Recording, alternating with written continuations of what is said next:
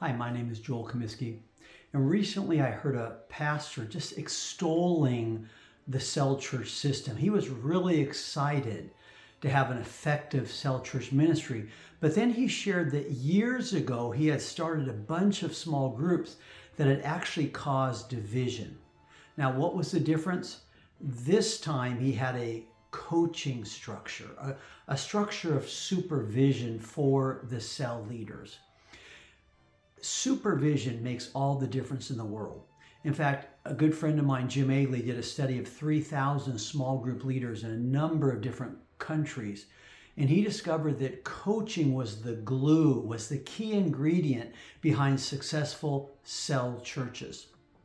In fact, David Cho said that the most important role in his church is the role of the supervisor. Now, the question is why? Well, one of the reasons is that supervisors, they pray for the cell leaders. They really put a shield of prayer around the leader, and this helps the leader to avoid the pitfalls and avoid Satan's traps. Another key role of the coach is to prevent problems before they become major issues. I like to say that a good coach is always eyeing and asking, eyeing for positive things, but also eyeing things that are satanic or things where Satan has got in there and tried to cause the leader to go astray. And so that really will help a church avoid a lot of pitfalls when the supervisor is closely watching that leader, not controlling, serving, but also really just trying to detect those areas of weakness and struggle.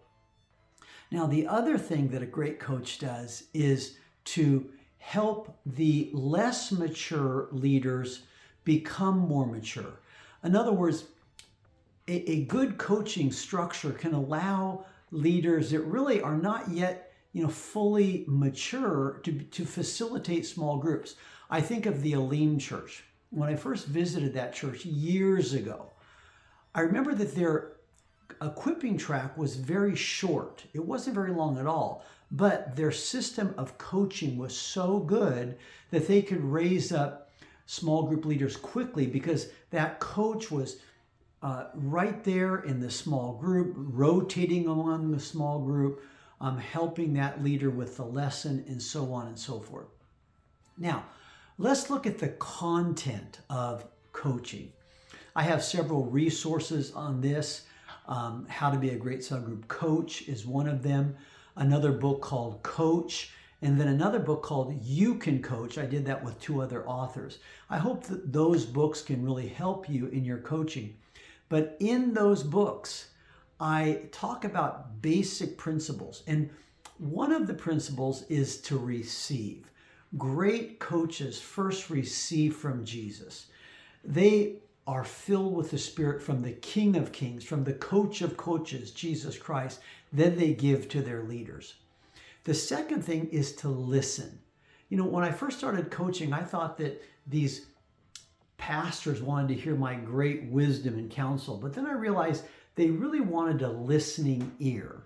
Because, pastors go through so many struggles. Cell leaders have a lot of struggles, family, spiritual.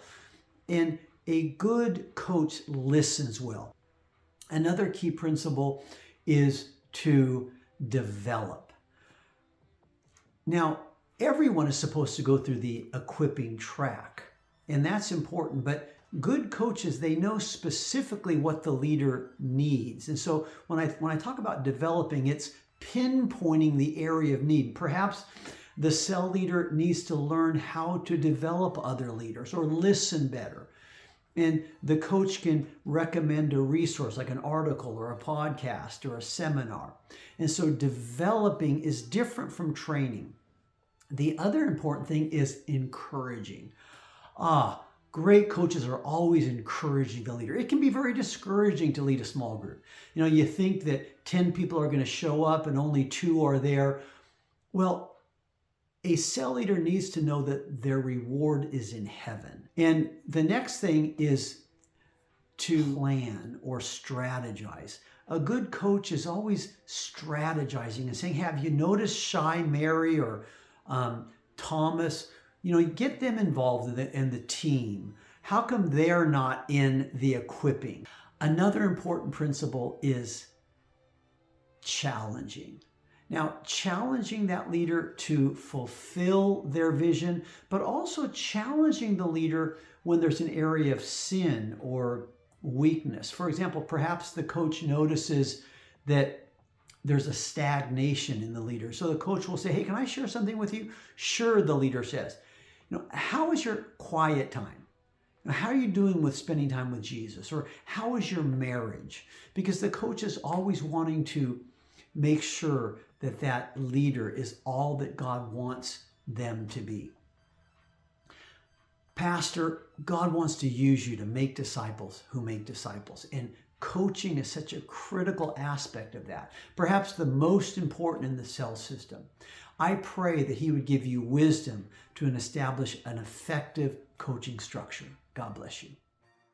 If you like this video, please click on like and subscribe to our channel, but also check out the resources on our website.